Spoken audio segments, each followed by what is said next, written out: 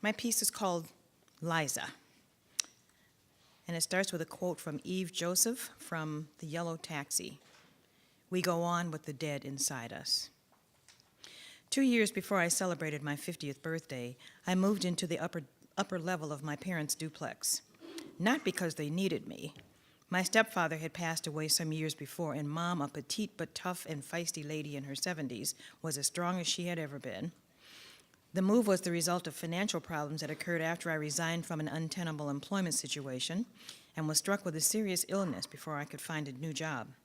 My severance, including my medical benefits, had dried up, leaving me with only a small savings account that was quickly dwindling. Though it was humiliating to have to return to my childhood home at an age when I should have been creating a comfortable space for my grandchildren, I couldn't deny my good fortune. My parents' long-term tenants had given notice that they had purchased a home of their own in the suburbs and would be moving at the time that I needed to vacate the place where I had been living. 2, I felt relieved that only the youngest of my 5 children was still living at home, and the rent my mother would charge was less than I would have been paying elsewhere. The duplex, built in 1935 in a quiet, friendly neighborhood near Minnehaha Creek in South Minneapolis, is quite beautiful. The living room is graced with large picture windows that invite the majestic sun in to smile on its occupants during the day, and the moon and stars to woo them to dance in the mysterious shadows they cast at night. Hardwood floors that shine like honey stretch from the living and dining rooms all the way through to the 3 bedrooms that are as large as some of my friends' apartments. And a breakfast nook nestles in the corner of the spacious kitchen. One fall evening, a couple months after my daughter and I were settled comfortably into the duplex, I kissed her goodbye and sent her off to whatever teenage thing she was doing that night, and prepared to settle in for an evening of solitude. It had been a long day of meetings and writing grant proposals for the new literary arts organization I was in the process of creating. I changed into my PJs, popped some popcorn, slid a movie into the VHS player, plopped down on the couch, put my feet up on the coffee table, and was about to dig into the popcorn when I thought I saw something out of the corner of my eye. At first, I didn't pay much attention, thinking it was another vision of my long-deceased grandfather, who had been making periodic visits for the last 16 years, since my difficult pregnancy with my youngest daughter, always showing up in the wheelchair he smiles from in the old photograph that held a prominent place in my mother's home. I smiled, feeling comforted that Grandfather Robert had stopped by to check on me again, and I turned back to my popcorn and Sleepless in Seattle, which was about to begin. But the shadowy presence made itself known again by an icy breeze that passed through the room. I turned toward the front door, and there stood a tall, stately woman dressed in a Victorian-era gown made of an expensive silken fabric woven in wide, vertical black and antique gold stripes.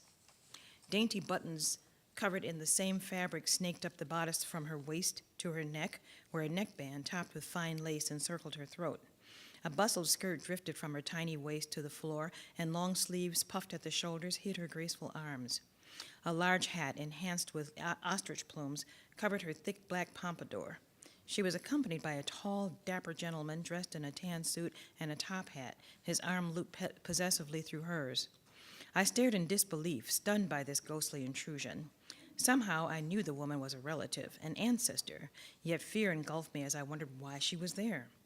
She turned a beautiful, honey-colored face in my direction and gazed at me with intense eyes. Then, as though responding to my thoughts, said, "I am Liza. You have to tell our story." And just like that, she was gone. Visits from loved ones who have passed on are not new to me. Just the year before, I had watched as my sister hovered between life and death, though she was in San Francisco and I in Minneapolis, and I knew the moment she succumbed to the aneurysm that took her life. 2, my beloved stepfather paid me a reassuring visit when I woke up from surgery shortly after he passed away in 1984. And of course, there was Grandfather Robert. But this was the first time a spirit showed up with an explicit command. It took a while to recover, and once I could breathe again, my mind was full of questions. Why was I the one she came to? What does she want me to say? What parts of my family's story want to be told, need to be told? Which stories will demand to be told? Who will be hurt by what I write? Who will be healed? Later, my cousin Stephanie, a genealogist, told me that she had uncovered an Eliza in her research of my mother's side of the family, a slave on the plantation of John Lee, a contemporary of General Robert E. Lee. It is unclear if she escaped after enduring a sexual assault by a white man who held authority over the slaves. Maybe she was John Lee's mistress, because what we know is that she somehow left the plantation and settled into a good life in Denver, Colorado, where she gave birth to my grandfather Robert, giving him the surname Lee. My stepmother, also a genealogist, found Eliza in my father's ancestry, but all she could give me was her name. I do not know her story. Sometimes when I'm working on a difficult passage in one of my essays, I imagine my two maternal aunts sitting on my shoulders, religious Aunt Margaret on the left side shaking her finger and saying, "Now don't you go stirring things up." And Aunt Dorothy on my right shoulder, a cigarette in one hand and a glass of scotch in the other, encouraging me to hold nothing back. It can be very difficult to find the balance between what they say and what to leave out. Not so long ago, while going through some old family photos, I came across a picture of a tall, stately woman dressed in a Victorian-era gown made of an expensive silken fabric woven in wide vertical black and antique gold stripes. Dainty buttons covered in the same fabric snaked up the bodice from her waist to her neck, where a neckband topped with fine lace encircled her throat. A bustled skirt drifted from her tiny waist to the floor, and long sleeves, puffed at the shoulders, hid her graceful arms. A large hat enhanced with ostrich plumes covered her thick black pompadour. Her piercing eyes gazed out at me from the picture frame the same way they bored into me that night in 1993, as though reiterating her command.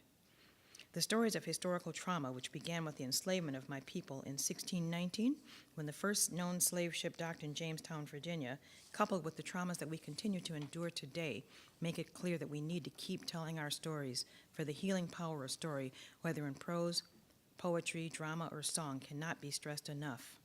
And I end with a poem by Lucille Clifton, At the Cemetery, Walnut Grove Plantation, South Carolina, 1989. Nobody mentions slaves, and yet the curious tools shine from your fingertips. Nobody mentions slaves, but somebody did this work, who had no guide, no stone, who moulders under rock. Tell me your names. Tell me your bashful names, and I will testify. Thank you.